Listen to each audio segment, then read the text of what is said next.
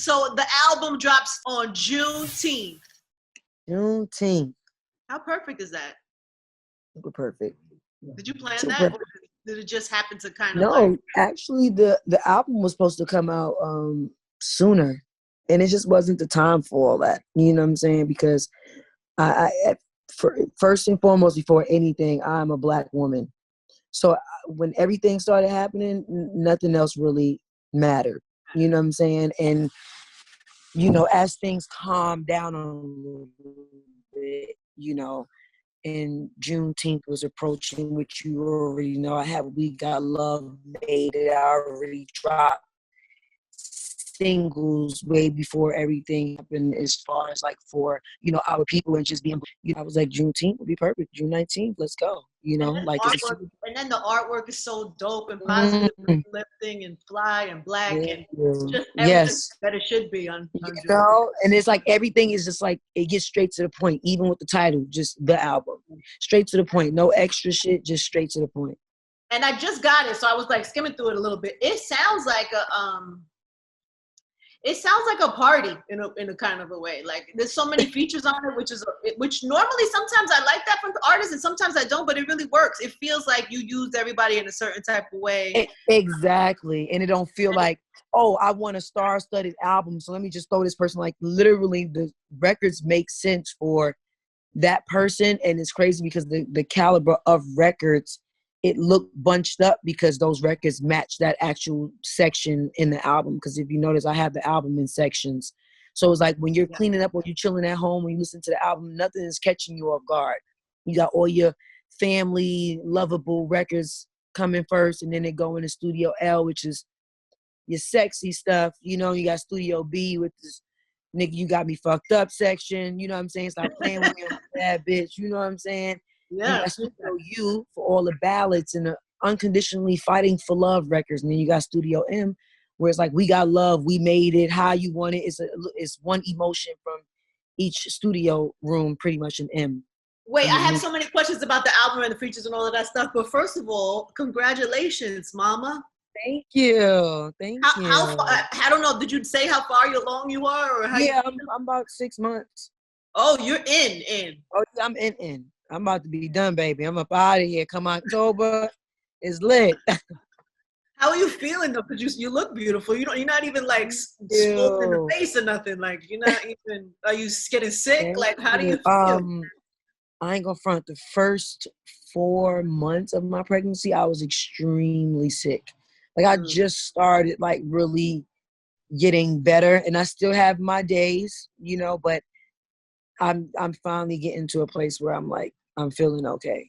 And I don't know if it's because it's like mind over matter, and it's like everything's happening with the album and moving and just everything has been going on to where my mind has been extremely occupied, rather than in a pandemic, you're literally just sitting down, not doing shit. But then I wound up locking into my album. But then everything that we've been going through past the pandemic, it's kept my mind so occupied, that I think it almost like took my pain away because I was stressing in so many other places. Yeah, I was going to say that. I can't even imagine. There's enough stress in the world between Corona and what's happening with the country and these murders, and then you also pregnant and sick at the same time. So I'm like, whatever everybody's feeling, I'm feeling like, and I'm sure other pregnant women too, like we feel it 20 times more. You know what I'm saying? Because the emotions and the hormones is just so high. Mad emotional. Like I can't stomach the videos. I'm not pregnant, and I can't and the emotions. I can't hide my anger. Like I'm just like I can't stop my anger, and it's like, but I still gotta be mommy. I still gotta make sure I stay calm because I'm still carrying. You know what I'm saying? So it's like it's so much balance that I've gotten heavy into meditation and like resetting myself. My daughter's been meditating with me. My family's been meditating with me. Just praying for my family, praying for my people, and what's going on in the world right now has been extremely tough for me. Yeah, extremely. I'm sure. How is Junie doing with all of it? Because she's so like in the mix and in everything, and she probably and she's so ahead of her time, and that's why, I have to have those uncomfortable conversations with her because now is the time to learn. She's at that age where. Wait, how old is she now? 4 going on 40. That's young. 4 going on 40. No, she's been going on 40 since she was 1. You know, so you know that ain't no age too young to put them on game, give them that knowledge, because baby, you Black. What do you tell her at 4? Like, how do you tell? What do you tell her? I tell her at 4. I have her embrace her skin. So if you actually like, I'm caramel. You know, like she loved her brown skin. She loved her curly hair. You know what I'm saying? She loved wearing her hair in a fro. Like, I'm teaching her to embrace herself, but I'm also teaching her good from bad and love from hate. Yeah. You know what I'm saying? And I think that those conversations are important so she's not naive. You know, you might see some cops that you feel like, oh, are nice. And you have some mean cops, you know? So I'm not really making this I'm having her embrace her skin, but I'm not pushing her because, you know, racism is taught. Mm-hmm. Racism is taught. I'm not teaching her to, this is Black and this is white. I'm teaching her this is love and this is hate. You know, this is good and this is bad. And this is what you stay away from. And this is what you take a stand for. And this is what you acknowledge and what you embrace. And that she's beautiful because she's so. Oh my God, she's so cute. My God, I'm at this point. Junie might be a little cocky the way I be in her face. I'm always in her face. Like I'm always in her face. I saw her dancing at the album release party. Of course, yo, I'm telling you, Junie steals the shine every single time. Like, Junie, this wasn't your moment. She said, "Baby, I'm the first song on the album. This whole thing is my moment." Like, well, first of all, before we talk about that first song on the album, you were partying yesterday with no masks on, and you're making me very nervous, Teyana. No, so this is what I knew was kind of going to happen. So if you notice, we all had on yellow suits. They were custom hazmat suits. Okay. And I had yellow Teyana Taylor, the album. Like, we had the custom mask, everything. Okay. By the time the pictures that got out, baby, it was hot. You know what I'm saying? You know, as a pregnant woman, I can't breathe in them things. Yeah. So it just seemed like, because you got to realize, if everybody have on masks, then the photographers can't get what they want. Because you have all these celebrities here and you can't get what you want. So the moment niggas take their mask off for 5 minutes, flash. So, and now it's just looking like we don't even have them on. You know, it looked like we didn't have them on. As soon as we put them back on, I swear, we put the mask back on. Now all the cameras is ghost because it does nothing for their lenses. You know what I'm saying? But we were extremely safe. Good. It was only a 60-person party, and it was in like a 15,000 square foot house. And if you notice in a lot of the pictures, everything was outside. And no, it was lit. It was really nice. The energy was fab. So we were able to social distance as well and have our space, have our air. It wasn't anywhere hot. Like, even with you had to be there to understand, because each studio room was set up in a different room. So it was kind of like an art exhibit. So we heard Studio U, we would walk into a room that had pianos and flowers and shit like that. You feel what I'm saying? We saw Cardi there. And then we had COVID prevention people there as well. So we took. Wait, you had what? COVID prevention people, like they were there. Like, we had pretty much the COVID police. We had COVID police. People? That's a real thing? Yeah, that's a real. When you throwing something like that and you're a pregnant woman, like, I got to do all that I need to make sure that everybody's like, you could not even walk into the house without putting on your hazmat suit and your mask. That's what pissed me off, kind of like with some of the press that got out, because it was just like, bruh, y'all needed to see our face. When you have Cardi there, Quavo, Trey Songz, and you have all these people. You had Culture there too, even Culture. Like, they don't want to take a picture. Yeah, Culture was there, but they don't want to see our eyes. They want to see the face. They want to see them ugly faces when the fire ass song come on. That's what they want to see. That's what they want to see. But we were extremely safe. And if you notice in the pictures, everybody gave me my space. Like, it was always like. Is this my Wi-Fi or yours? More so, always having space. Like, am I breaking up? Because you're breaking up so much. What y'all got? Metro PCS? I see all y'all. No, it's not us. We the ones that see each other just fine. It's you, Angie. It's you, Angie. Well, before we lose you, let's get into this album a little bit. So Junie sets the album off. Literally, her life is the beginning of the album. Which, how dope is that? It's so dope, man. And then it's like, soon as it go out the 911 call, you hear her come into the track.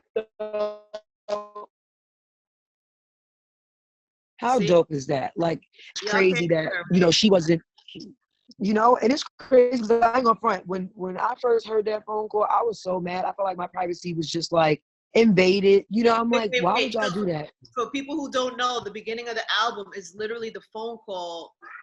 It's Iman is calling. Did he call for help? Is that what happened? Did you not plan to have the baby yet?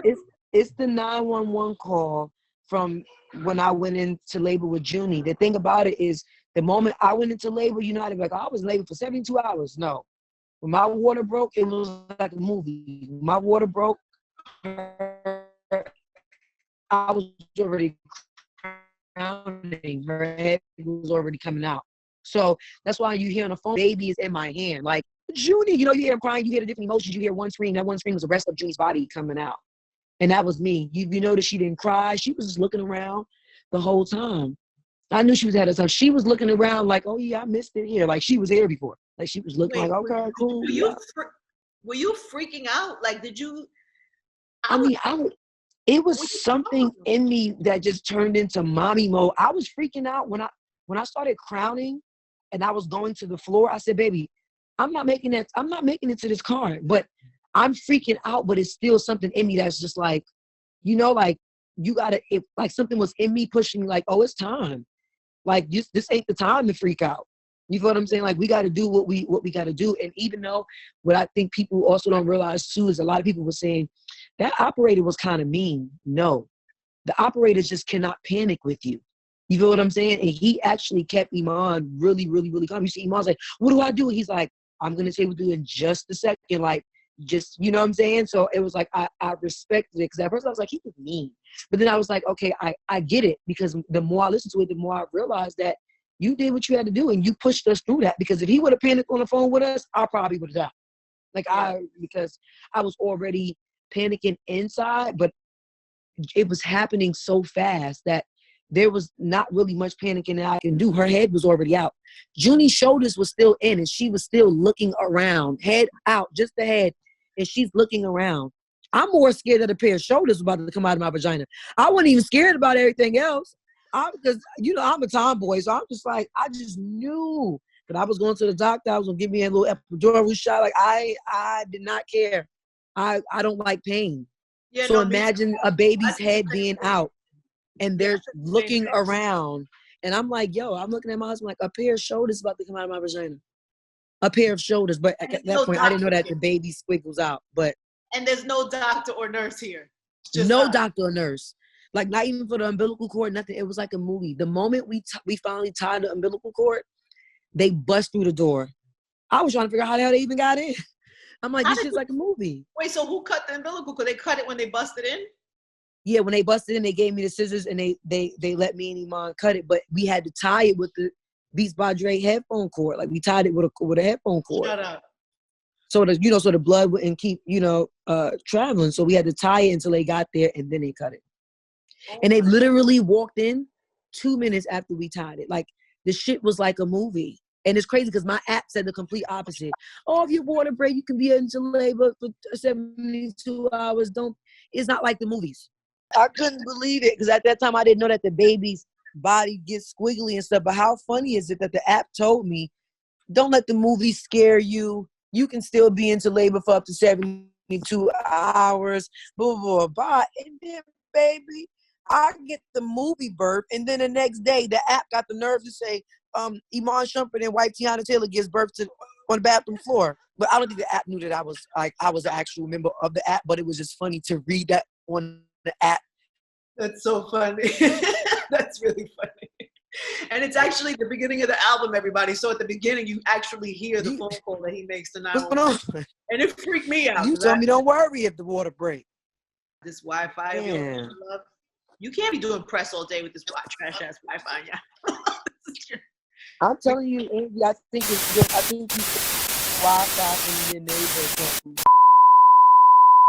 All right, let's talk real quick then before it goes. Yeah. While I have you and before it goes bad, let's just talk real quick. The album drops midnight tonight, and so everybody gets the album tomorrow. You have somehow you managed to get Lauryn Hill to drop a word on "We Got Love." Mm-hmm. How does that happen? How do you find her? Does she send that to you? What is that? How does that happen? Lauryn Hill is not the typical feature. And I know she's you're not. a fan. And neither is Erykah, so I ain't going front. Before I even get into that, I just want to say that I'm very, very thankful, because that reminds me that my hard work is not going unnoticed, because, Angie, you know how I feel about the legends before me. I've always been respectful toward the people that, I look up to and the people that inspires me.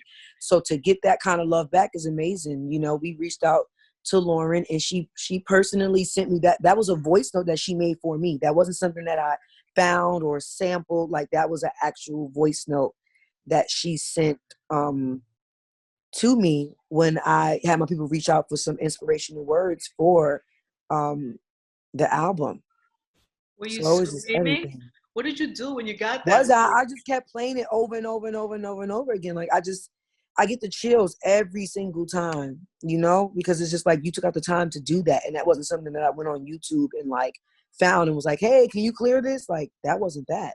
Yeah. You did that for me, and that's big, because she's not doing that for people. So it's just like, I'm doing something right even when the world's making me feel like I'm doing something wrong. Yeah. If I feel like people's not believing in me or they sleeping on me, it's like she's the definition of the right people know what's up. You know what I'm saying? And the right people care, and they believe in you. I mean, Erykah Badu, like you said, Missy. I mean, these are not people that just like willy-nilly do cameos out here. Like, that's... Especially to have Missy and Timbaland on the same track, is also hasn't been done in a long time. You know what I'm saying? So to get that Timbaland beatbox in there and Missy vocals on there, I just think is everything. And then Future topped it off with the icing on the cake. I mean, it was everything. But this is what I live for. That whole era is me. So to be able to say that I work with these people, you do it so well. Like even just with Gonna Love Me, Method Man and Raekwon and Ghostface, like I love the fact that I can look back and look at all the legends that I have been able to collaborate with, and they actually give their all, and not just some, you asked me to be on this song, so here's a weak ass verse. Like, they're actually sending in dope shit, Did you in the studio with anybody? Huh? Were you actually in the studio with any of them, or everybody just kind of sends them in? Everybody really just kind of sent them in, because a lot of the features. We lost you, baby. What about now? Hey, she's back real quick. I'm asking you like 2 questions mad fast. Well, 2 questions so fast. Nah, we need to. Well, you're gonna be pregnant, then you're not gonna want to come to the station. Then we're not gonna see you. So they even like I'm gonna see you anytime. No, I'm 6 months. I'm almost done. Okay. And if this baby's on Junie time, the baby I'll be done in 2. The baby will be a whole month early if she on Junie time. So you'll still be in album mode, and the baby will be here, and then we can catch up. Yeah. Do you know what you're having yet? Another girl. You know? Wow. Do you have a name? Girl. I mean, Junie has been going through a couple of different options, so I just been letting her kind of like go through with it. We haven't like finalized one yet, but we're definitely giving Junie input, because honestly, this is really Junie's baby. You see, even in the Wake Up Love video, she's pushing Iman's hand out the way, like, yo, you gotta move. So she's already hogging the baby, and the baby's not even here yet. So I'm like, you know what? She's the one that said it was gonna be a girl. So I wanted a boy so bad. She was like, oh, it's gonna be a girl. I want a girl. Yeah. It's either I'm gonna get a girl or you're gonna give me twins. Whoa. Yeah. It was funny because she was like, well, then, you know what? It could be a girl and a boy. And then you can name the girl Olivia and you can name the boy Oliver. I hollered. I said. That's actually cute. It's actually kind of cute. All right, baby, your phone is trash again. I mean, your Wi-Fi is super trash. But the album is super dope. It's called The Album. It drops on Juneteenth. The artwork is phenomenal, as everything she does. The artwork is phenomenal. And yeah, man, I can't wait to see all the videos and all the visuals. Are you going to be able to do any of that? I mean, how's that going to work? I mean, I'm going to try to get as much done as I can. Anything else will have to be right after the album. But it's good because my album is still being heavy rotation. I'm happy that I was able to get like Bear With Me done and you know, Wake Up Love and all those types. Because I was 5 months pregnant when I did Bear With Me. Oh, okay. So I was still breaking it down. I was still pop locking. You know, I can move a little bit. How happy is Iman? He's probably so thrilled. Oh my God, he's ecstatic. Like him and Junie are so excited, and it is crazy because every time Iman sings to my stomach, the baby get the kick in. Like it's crazy how she feel him. Like she feels him, and she get the kick in. And so excited, it's so cute. Good for you, baby. Well, I can't wait to see you. Congratulations on everything. Yes, likewise. Thank you. Super trash.